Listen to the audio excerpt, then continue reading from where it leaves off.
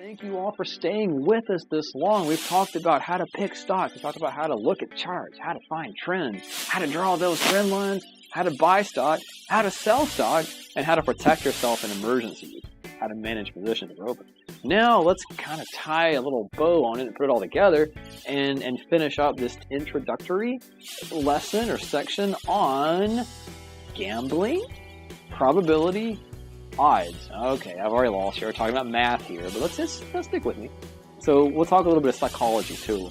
So you've heard the stock market's like gambling. It's random. You can't predict it. All those sort of things. Yes or no? Who's heard the comparison in gambling and stocks?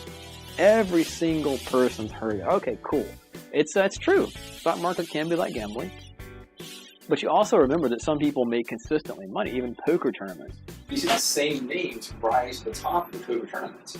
All those cards are random, right? The draws, the rolls of the dice, the spins of the wheel, all those are random, literally. But yet, why do some people continue to win at poker and others lose consistently? We'll talk about that later, but that's what we're doing. We're boiling it down to one word. As an investor or trader, poker player, whatever, the word is edge. And it's just the probabilities in our favor. That's what that means. Cultivating or getting an edge and protecting it. And that has to do with mental and psychology too, and also doing the things you know to do. Buying strong stocks, uptrends, pullbacks. And nothing else from that, at least to be simple. And we're going to ask or discuss certainties. The probability, certainty that the trend line will hold. Actually not, it's a probability. Okay, how much math do I need? Alright, let's keep it simple, but we do have to talk about some math. A little bit. What can we learn from gamblers? Think about poker players or roulette, or whatever the case you want to say with respect to gamblers, putting the odds in their favor, and each time they do something, in our case, buy a stock, in their case, roll a dice, or play a hand of cards, or not play, but receive a hand of cards, etc. That's totally random. Understanding odds and probability, gamblers know what risk of ruin is. Risk of ruin is if we put every single thing we have on red, on a roulette wheel, or everything we own, in terms of a gambling position, on one toss of the dice, like craps or something, or one thing of blackjack, whatever. They don't do that. Because if you bet too big, you commit too much of your account to a position, you invite and probably will experience the risk of ruin. You've lost your whole account, or has become so small to be insolvent. You don't have any money to trade with. You want to avoid that. Gamblers avoid this. And they understand position or betting size, and that's just how many shares to purchase in our terms. But wait, there's more. They also throw in the concepts of mental discipline, which is essentially having a strategy and doing it, which is what we're talking about here. That's psychology. And long-term, which is over time, is more important than the short-term. For us, that means the outcome of one trade or position over 2 or 3 or 4 months, whatever the case is, really isn't that important. Whether you lost or made money on one trade doesn't really matter in the grand scheme of things over a year, over essentially a lifetime of investment performance. You will make, hopefully, dozens, if not hundreds of trades. They will play dozens, if not hundreds, if not thousands of positions. The edge comes from probability, and it's consistently doing things that have edge and avoiding those which do not. So we will not get mathy, but there's a paradox of certainty from uncertainty, which is why do certain poker players, names you'll see on the poker tournaments and all things on TV, why do they continue to win and others continue to lose? Why are some people better at poker than others? Some of it's psychology, it's knowing the math, knowing the odds, and not getting caught up in emotion. Same thing here. You can play certainty as in long-term profits from each individual trade of uncertainty. And it's concept of the law of large numbers. That's all the math. That's it. Nothing big. So compare the house, and the house would be the casino in this case. So the house versus the person playing the game. has the mathematical edge. Math numbers are on their side. Lacks the edge, the player. Time, over long term, is the friend of the house because the edge is in its favor. They want those dice rolled. They want those cards dealt. They want that wheel spun. Because every single time, they don't win every single time, but over the course of a night, money will consistently flow from here to here. That's why those casinos are so big, lavish, and opulent. They're beautiful because they get money from the players to the house consistently. Not every spin, though.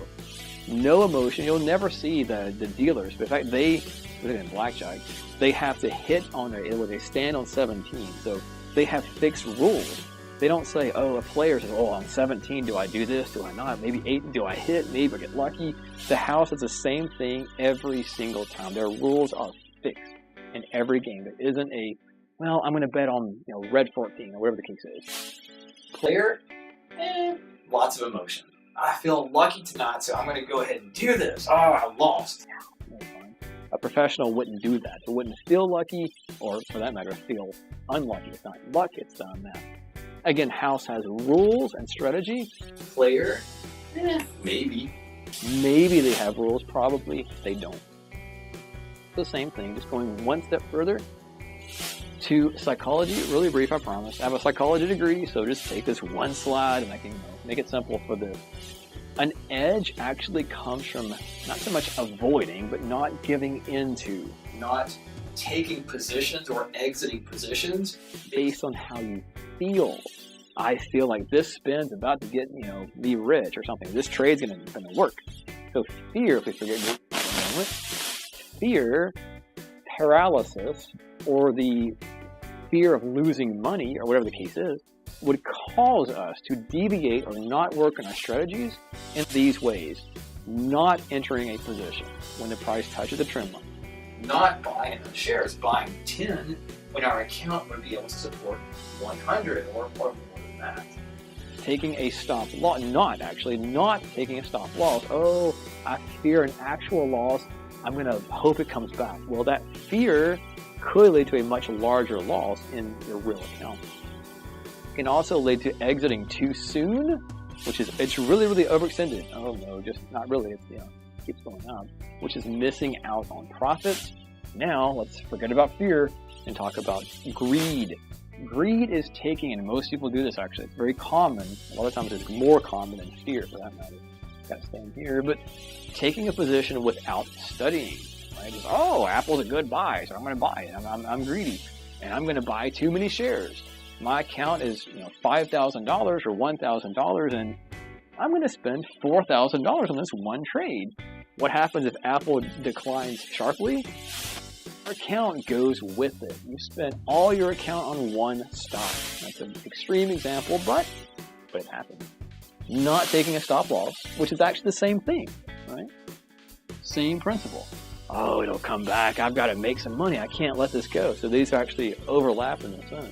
But this time exiting too late, which is basically, oh, it's up. I should be selling, but it's going to go higher. And it starts trading lower, it's coming down. And you wind up giving back what you made. And the whole, well, it's the house's money anyway. I'm just going to let it go. Well, good. It went all the way bad, actually. It went from this point where you should have sold all the way back to your interest, to your entry point where you bought it. You lost that, maybe more. So greed versus fear. And just to summarize the whole principle, all we're talking about in this segment here, take insights from gamblers. What you should do, we've talked about it all throughout this strategy session here, all throughout the planning in these videos. Have a strategy, stick with the strategy, and don't let emotions cloud your judgment, your clear judgment. Find a stock, chart the stock, identify the trend, buy on pullbacks or breakouts, and then manage the trades without your emotions. And guess what? You can do this.